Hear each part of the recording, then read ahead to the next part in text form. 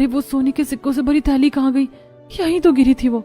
देख लीजिए माँ जी, गरीब को अपने घर की बहू बनाने का अंजाम। सोने के सिक्के देखकर इस लालची जानवी के मन में लालच आ गया होगा और इसने वो सारे सिक्के अपनी गरीब लालची मायके वालों को दे दिया। ये सुनकर जानवी की आंखों में आंसू आ जाते हैं। नहीं नहीं माँ जी, लगता है हमने तुम्हें इस घर की बहू बनाकर ही गलती कर दी।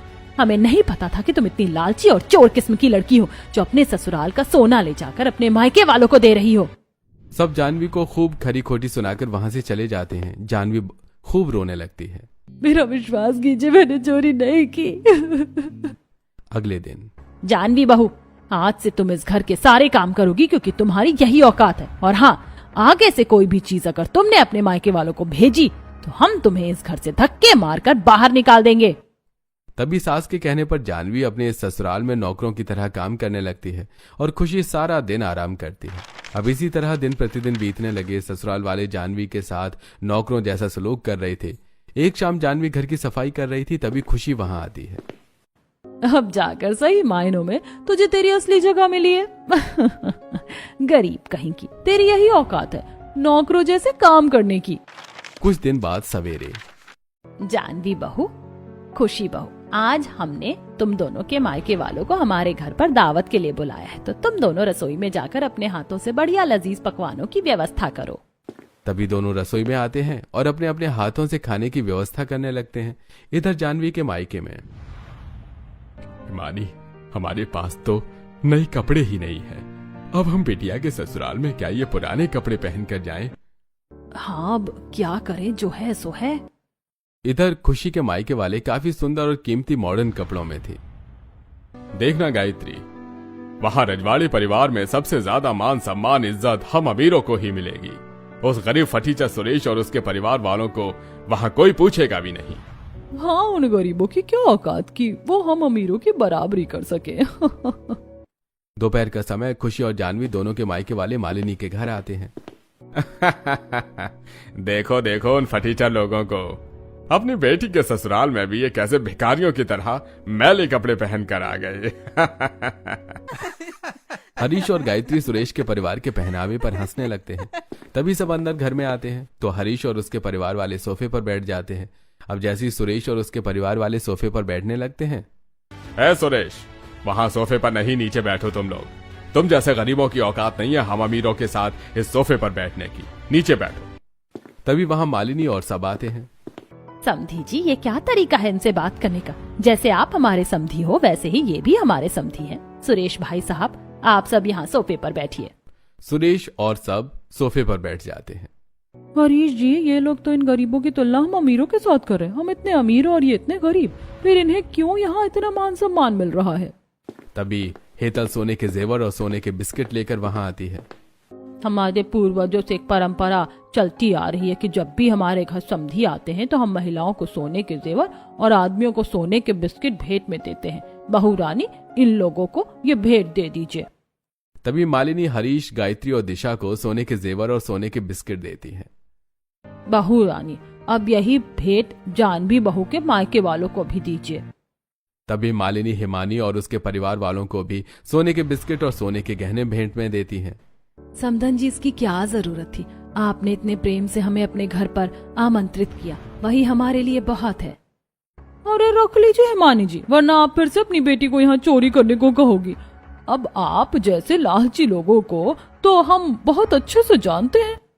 ये सुनकर हिमानी और सब दुखी हो जाते हैं। समधन जी, हमारा विश्वास कीजिए, हमने जानवी बिटिया से कोई सोने के सिक्के नहीं लिए। बस बस, सब जानते हैं हम। थोड़े समय बाद सब घर में डाइनिंग टेबल पर बैठे थे और सामने खुशी और जानवी के बनाए कई सारे तरह तरह के लजीज पकवान, भिंडी मसाला, दाल तड़का, हरी सब्जी, पालक पनीर के पकौड़े, दाल मखनी, बिरयानी, पालक शाही पनीर, पालक पनीर और भी कई किस्म के अलग अलग पकवान थे। इतने सारे पकवान? दीदी, आपने तो बहुत सारे पकवान बना लिए। ये क्या, ये गरीब फटीचर लोग हमारे साथ बैठकर खाना खाएंगे? हाँ, इन्हें नीचे बिठाइए समधन जी। इन गरीबों की औकात नहीं है हम अमीरों के साथ बैठकर खाना खाने की। ये सुनकर जानवी दुखी हो जाती है। देखिए भाई साहब, आप दोनों परिवार वालों के बीच क्या भेदभाव है, इस बात से हमें कोई मतलब नहीं। हमारे घर आए मेहमान हमारे लिए एक समान होते हैं हम मेहमानों में अमीरी और गरीबी नहीं देखते, इसलिए जो सम्मान आपको यहाँ मिल रहा है वही सम्मान जानवी बहू के मायके वालों को भी मिलेगा। इसलिए आप सब खाना खाइए। तभी सब खाना खाने लगते हैं। अब जीवन में पहली बार अपने मायके वालों को इतने अच्छे पकवान खाते देखकर जानवी बड़ी खुश होने लगती है। भगवान जी आपका बहुत बहुत धन्यवाद कि आज मेरे मायके वाले पहली बार इतना अच्छा खाना खा पा रहे हैं। समधन जी, खाना सच में बहुत ही स्वादिष्ट है। आपका बहुत बहुत धन्यवाद समधन जी कि आपने हमें अपने घर दावत पर बुलाया और हमें इतने मान सम्मान, इतनी इज्जत दी। हम आपका यह एहसान जीवन भर नहीं भूल पाएंगे। थोड़े समय बाद सबका खाना हो जाता है। इधर खुशी के कमरे में उसका पति आनंद था। तभी अलमारी के अंदर आनंद को वही सोने के सिक्कों से भरी थैली दिखाई देती है। अरे, ये तो वही सोने के सिक्कों से भरी थैली है जो दादी माँ ने जानवी को दिए थे। ये यहाँ कैसे आई? तभी आनंद वो सिक्कों से भरी थैली लेकर बाहर आता है और वो सबको दिखाता है। अरे बाप रे, ये सोने के सिक्कों की थैली इनके पास कैसे आ गई? खुशी बहू, ये सोने के सिक्कों की थैली तुम्हारे कमरे में कैसे गई? माँ जी, वो अच्छा, तो ये सोने के सिक्के तुमने चुराए थे और इल्जाम जानवी बहू पर लगा दिया था। ये सब क्या है खुशी? तुमने सोने के सिक्कों की चोरी की थी?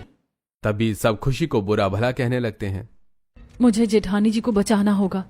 माँ जी, ये सोने के सिक्कों से भरी थैली जेठानी जी के कमरे में मैंने ही छुपा कर रखी थी। ये सुनकर सबके होश उड़ जाते हैं। क्या?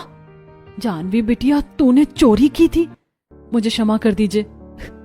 मैं ये सोने के सिक्के अपने माता पिता को देकर इनकी गरीबी दूर करना चाहती थी, इसलिए मैंने ये सिक्के जेठानी जी के कमरे में छुपा कर रख दिए थे। ये सुनकर सब दंग रह जाते हैं। बेटिया, तूने तो आज हमें किसी को मुंह दिखाने के लायक नहीं छोड़ा। जानवी के मायके वाले वहां से चले जाते हैं। तभी खुशी के भी मायके वाले वहां से चले जाते हैं। रात का समय जानवी अपने कमरे में अकेली बैठी थी। तभी वहां खुशी आती है। जानवी, वो सोने के सिक्के तो मैंने अपने कमरे में रखे थे, फिर तूने सबसे झूठ क्यों कहा? वो इसलिए जेठानी जी, क्योंकि आपकी इस घर में बहुत इज्जत बनी हुई है। आप सबकी नजरों में अच्छी होकर सबको पता चल जाता कि वो सोने के सिक्के आपने चुराए थे, तो सबकी नजरों में आपकी इज्जत चली जाती। और इज्जत बनाने में इंसान को सालों लग जाते हैं, पर गंवाने में एक पल नहीं लगता। ये सुनकर खुशी की आंखों में आंसू आ जाते हैं। तूने मेरी इज्जत बचाने के लिए सारा इल्जाम अपने सर लेकर तू खुद सबकी नजरों में बुरी बन गई। मैं तो पहले से ही आप सबकी नजरों में बुरी हूँ जेठानी जी, इसीलिए मैंने ऐसा किया ताकि आप यहाँ किसी की नजरों में बुरा नहीं बने। ये सुनकर जानवी खुशी को गले लगाकर रोने लगती है। मुझे माफ कर दे जानवी, तू इतनी अच्छी है और मैं तेरे साथ इतना बुरा करती आ रही थी। मुझे माफ कर दे बहन। जानवी की अच्छाई देखकर खुशी को बहुत रोना आता है और उसका पत्थर जैसा दिल भी मोम की तरह पिघल जाता है। उसके बाद से खुशी ने जानवी को सताना हमेशा के लिए बंद कर दिया और वो जानवी के साथ बहन की तरह रहकर खुशी खुशी उसके साथ अपना जीवन बिताने लगी।